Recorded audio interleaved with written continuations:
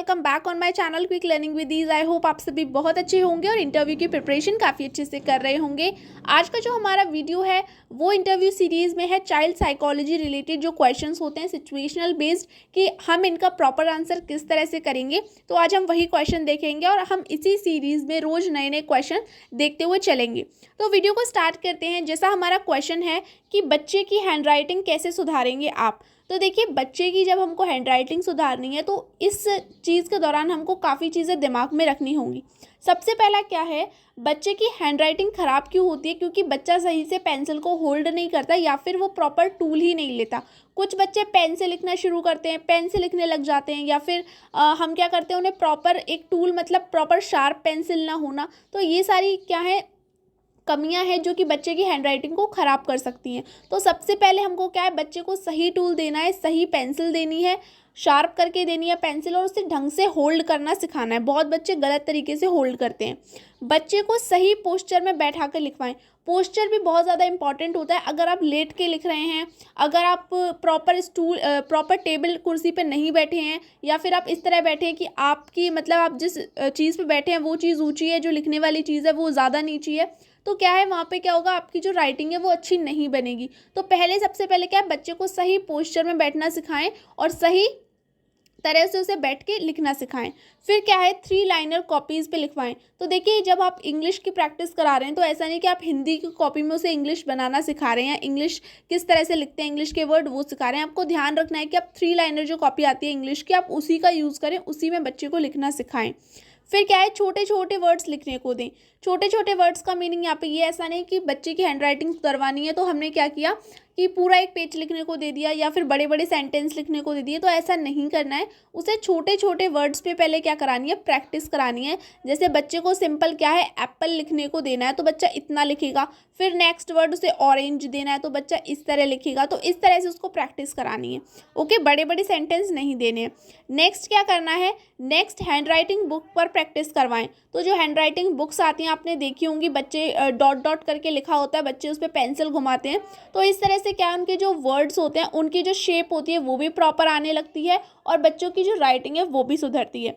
Next क्या है, कोशिश करने पर प्रोत्साहित करें। अगर बच्चा बहुत अच्छी राइटिंग लाइक आपने उसे सिखाया और वो बच्चा आपके पास लिख के लेके आया, ठीक है, तो आपको ऐसा नहीं, अगर वो थोड़ी कम भी अच्छी है तो आपको ऐसा नहीं कहना ये क्या लिख के लाए हो, मैंने तुम्हें इतनी सारी प्रैक्टिस कराई थी, तुमने ये सब लिखा है। तो ये सब नहीं करना। आपको क्या है, अगर वो जैसा भी लिख के लाया कोशिश करके, तो आपकी उसकी कोशिश है उसको प्रेज़ करना है, जिससे और उसे और ज़्यादा कहना है कि बेटा तुम इससे भी अच्छा लिख सकते हो, तो उसको और ज़्यादा प्रोत्साहित करना है। तो इस तरह से क्या है, बच्चे की जब आपको हैंडराइटिंग सुधारनी है तो आप इन पॉइंट्स को ध्यान रखिए। और देखिए, कभी भी बच्चे को इस चीज़ के लिए फोर्स नहीं करना है कि तुम्हारी हैंडराइटिंग अच्छी नहीं है तो तुम बेकार हो या फिर तुम कम हो और बच्चों से, तो उसे कभी ये फील नहीं कराना है। क्योंकि देखिए, हर एक बच्चा एक जैसा नहीं होता और हर बच्चे का इंटरेस्ट भी एक जैसा नहीं होता।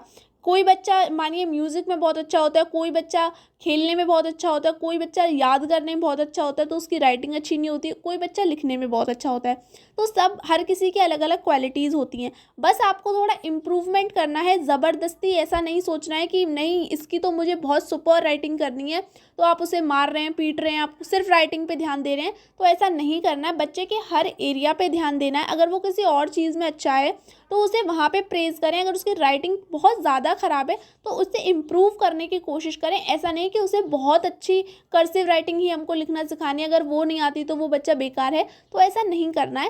सिर्फ उसे इतना अच्छा करना है कि हाँ वो सही से उसे पढ़ पाए, समझ पाए। और राइटिंग में ऐसा भी नहीं कि बस वो राइटिंग ही बनाने पे ध्यान दे रहा है, उसे समझ कुछ भी नहीं आ रहा है, तो आपको ऐसा भी नहीं करना है। नेक्स्ट क्वेश्चन की बात कर लेते हैं अब हम।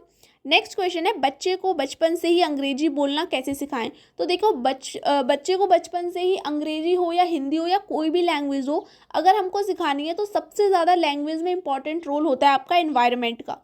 ठीक है, अगर बच्चे का एनवायरनमेंट जिस लैंग्वेज का होगा वो कोई भी लैंग्वेज सीख जाएगा जैसा उसे एनवायरनमेंट मिलेगा। जैसे कि हम लोग हिंदी कैसे सीखते हैं, हमने हिंदी के लिए ना कोई क्लास ली, ना कोई ट्यूशन्स ली, हमें हिंदी खुद से ही बोलने आ गई। और हर किसी बच्चे को अपने आप हिंदी बोलनी आ जाती है। तो कैसे आ जाती है, क्योंकि हम आसपास के एनवायरनमेंट में देखते हैं कि सब लोग हिंदी बोलते हैं, हम वहाँ से वर्ड्स को कैच करते हैं और फिर बोलने लगते हैं। तो देखो, जब हमको इंग्लिश सिखानी है तो भी हमको उसके एनवायरनमेंट पे ही ध्यान देना होगा सबसे ज़्यादा, और जैसा उसको एनवायरनमेंट मिलेगा वो इंग्लिश भी सीख जाएगा। तो देखिए पॉइंट्स क्या क्या हैं, बच्चे को छोटे छोटे वर्ड्स बोलना सिखाने हैं। तो बचपन से ही क्या है, उसके सामने आप जो भी वर्ड्स यूज़ कर रहे हैं तो इंग्लिश में करें छोटे छोटे वर्ड्स को यूज़, लाइक काओ, ठीक है, पैरट। अगर आप उसे कोई चीज़ दिखा रहे हैं तो आप बुक बोलिए उसे किताब की जगह, ठीक है। अगर आप उसे कोई काम करवा रहे हैं तो जैसे कि आपको पानी मंगा रहे हैं उससे, तो आप बोलिए give me a glass of water. छोटे छोटे सेंटेंस उसके सामने बोलिए, तो वो जब इनको सुनेगा तो वो अपने आप इन चीज़ों को कैच करने लगेगा और वो वही बोलेगा उनको। नेक्स्ट क्या है, अगर उसे अल्फ़ाबेट के साउंड की समझ नहीं है तो उसे फोनिक्स पहले समझाएं।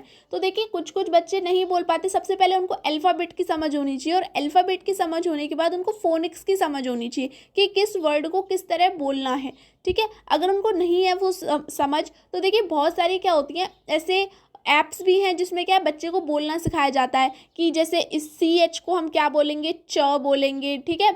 DH को क्या बोलेंगे, ढ बोलेंगे। तो इस तरह से क्या है उसके फोनिक्स को भी आपको इम्प्रूव करना है पहले। फिर क्या है, कोशिश करें कि उसके आसपास के माहौल में उसे इंग्लिश बोलने के अवसर प्राप्त हों। मतलब क्या है, एनवायरनमेंट से उसे इंग्लिश मिले। स्कूल में तो आप कोशिश पूरा करेंगे एज अ टीचर कि उसे इंग्लिश बोलना सिखाना है, एज अ लैंग्वेज टीचर, तो आप उससे इंग्लिश में ही बात करें। लेकिन हो सकता है कि उसके मम्मी पापा को इंग्लिश बोलना नहीं आता हो, ठीक है, तो वो घर में फिर कैसे उसका माहौल बनेगा। तो पेरेंट्स से भी आप कह सकते हैं कि प्रॉपर इंग्लिश ना बोल के उससे छोटे छोटे वर्ड्स आप बोले। ऐसा नहीं कि बिल्कुल ही ज़्यादा इंग्लिश बोले, पर हाँ कोशिश वो कर सकते हैं कि उसके सामने छोटे छोटे वर्ड इंग्लिश के बोलें। लाइक जो भी अगर छोटी चीज़ें, आप गाय भैंस या कोई बात बता रहे हैं तो आप उसे थोड़ा इंग्लिश में बोले, काओ पैरट, उसे इंग्लिश के वर्ड में रखेंगे तो ज़्यादा अच्छा रहेगा। फिर भी अगर माता पिता ज़्यादा ही कह सकते हैं कि नहीं जानते बिल्कुल भी इंग्लिश, थोड़ी भी नहीं जानते, तो क्या कर सकते हैं वो, तो देखिए बहुत सारे ऐप्स आते हैं, आपने सुने होंगे, जैसे डुओलिंगो हो गया, या बच्चों के लिए भी बहुत सारे ऐप्स आते हैं जिसमें क्या है बच्चों की प्रैक्टिस करवाई जाती है। अगर वो इंग्लिश बोलना सीखना चाहते हैं या फिर उन्हें सिखाना है तो वहाँ पर उनकी वो प्रैक्टिस करवा सकते हैं। पेरेंट्स अपने सामने बिठा के बच्चे की प्रैक्टिस तो वो करवा ही सकते हैं, जिससे कि बच्चे को ज़्यादा नहीं तो घर पे थोड़ा तो माहौल मिले जिससे वो इंग्लिश के प्रति क्या हो, जागरूक हो और उसमें इंटरेस्ट ले, मोटिवेटेड हो, ठीक है। और स्कूल में तो आप पूरी कोशिश करेंगे ही। नेक्स्ट क्या है कि रटवाने से ज़्यादा बच्चे की अंग्रेजी समझने पर ध्यान दें। ऐसा नहीं कि जब आप उसे सिखा रहे हैं तो आप सिर्फ आपने रटवा दिया कि give me a glass of water, ठीक है, या फिर सिर्फ इसे रट लो। इसका मतलब क्या है, हिंदी में क्या है, अगर वो हिंदी का बच्चा है और वो इंग्लिश सीख रहा है तो कोशिश करें आप उसको जो सेंटेंस सिखा रहे हैं उसे दोनों भाषा में बोल के बताएं। ऐसा नहीं कि सिर्फ इंग्लिश में बताया, उसका वो हिंदी मीनिंग ना जानता हो, या जिस चीज़ का वो हिंदी मीनिंग जानता है उसका इंग्लिश मीनिंग ना जान पाए। तो आपको ऐसा नहीं करना है। बच्चा जो भी सीख रहा है, जो भी सेंटेंस सीख रहा है, जो भी वर्ड सीख रहा है, तो उसको पर्सनली मीनिंग वो क्या समझता है, उसके लिए उसके दिमाग के अंदर उसकी इमेजिनेशन क्या बनती है, ये भी इंपॉर्टेंट है। तो ऐसा नहीं कि सिर्फ आपको रटवानी है इंग्लिश, उसके समझने पर भी पूरा ध्यान देना है। होप आपको ये दोनों क्वेश्चन समझ आए होंगे कि किस तरह आप इनको आंसर करेंगे। मैंने पॉइंट वाइज आपको बताए हैं, ओके। और आज की वीडियो में बस इतना ही। इसी तरह हम दो दो क्वेश्चन करके क्वेश्चंस कंप्लीट करेंगे कि बच्चों से रिलेटेड क्या क्या क्वेश्चन पूछे जा सकते हैं। वीडियो अगर अच्छा लगा है तो चैनल को लाइक शेयर सब्सक्राइब ज़रूर कर दीजिएगा। फिर मिलते हैं एक नई वीडियो के साथ, जब तक के लिए थैंक्स।